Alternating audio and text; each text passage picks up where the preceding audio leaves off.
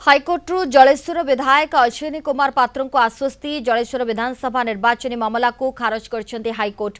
ए आसन में बीजेडी नेता अश्विनी पात्र विजय को असिद्ध घोषणा पर पराजित बीजेपी विधायक प्रार्थी ब्रजमोहन प्रधान दायर करथिले मामला। तेबे निर्वाचन मोकदमार शुणाणी गत एप्रिल 15 होइतिबा बेले राय संरक्षित रहितिला। गतकाली हाइकोर्ट राय प्रकाश करी निर्वाचनी मकदमा को खारज कर सत्य धर्म एवं न्यायर विजय होइछि बोली विधायक कहिसंती। जलेश्वर विकास एवं सर्वांगीन उन्नति तांकर मूल लक्ष्य बोली कहिसंती।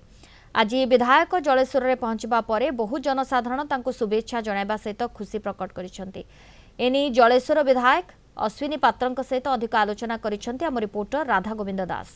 विजयी प्रार्थी अश्विनी पात्र निर्वाचन को असिद्ध घोषणा करने हाइकोर्ट रे जो मामला दायर करा से मामलार गत एप्रिल 15 तारिख में शुणाणी होता किंतु राय संरक्षित रही तेज गतकाली राय संरक्षित गतकाली राय प्रकाश पाइबा सह ये मामला को खारज कर हाइकोर्ट। तेज आम सहित विधायक अश्विनी कुमार पात्र अच्छा जेहेतु मामला खारज हो जाए आपको आश्वस्ति मिली केते खुशी लगुच कौन थी मामला आज मामलाटी निर्वाचन परे परे मोर निकटतम प्रतिद्वंदी ब्रजमोहन प्रधान हाइकोर्ट रे मामलाटी दायर करथिले एवं से हिसाब रे गतकाली रायर चूड़ांत पर्याय पहुँची एवं राय प्रकाश पाई जो थी कि मामलाटी खारज होती एवं सारा निर्वाचन मंडली रे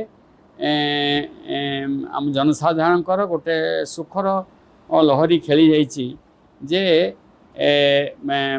सत्य न्यायर विजय होती मनीष पणियार विजय होती मानववादर विजय होती। मूलतः दुईटी विषय अभियोग थिला गोटे थिला कि निर्वाचन रे असाधु उपाय अवलंबन होती एवं ब्लॉक चेयरमैन मनोज जेना प्रभावित करके भोटर्स को उलट पालट कले एवं से आईन अनुसार जेहेतु गोटे हैंडबुक देते प्रथम थर पर इलेक्शन कमिशन समस्त प्रार्थी को लोकसभा विधानसभा प्रार्थी को जे निर्वाचित प्रतिनिधि जदि कौन पदपदवी रे थिबे क्षमतार थिबे ऑफिस होल्ड करुथिबे ताहले सेही भली व्यक्ति इलेक्शन एजेंट किंबा काउंटिंग एजेंट हो पारे नाही।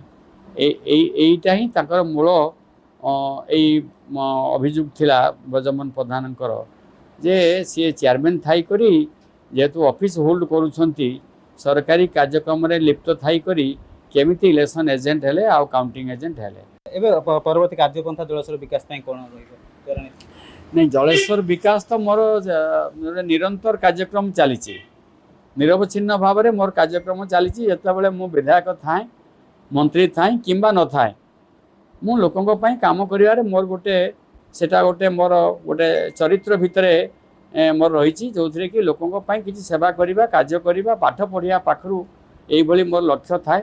गतकाले राय प्रकाश पाइबा सह निर्वाचन मामला को असिद्ध खारज कर सुप्रीमकोर्ट ताकू नहीं से सत्य धर्म और न्याय विजय है जलेश्वर बासी बहुत खुशी अच्छा।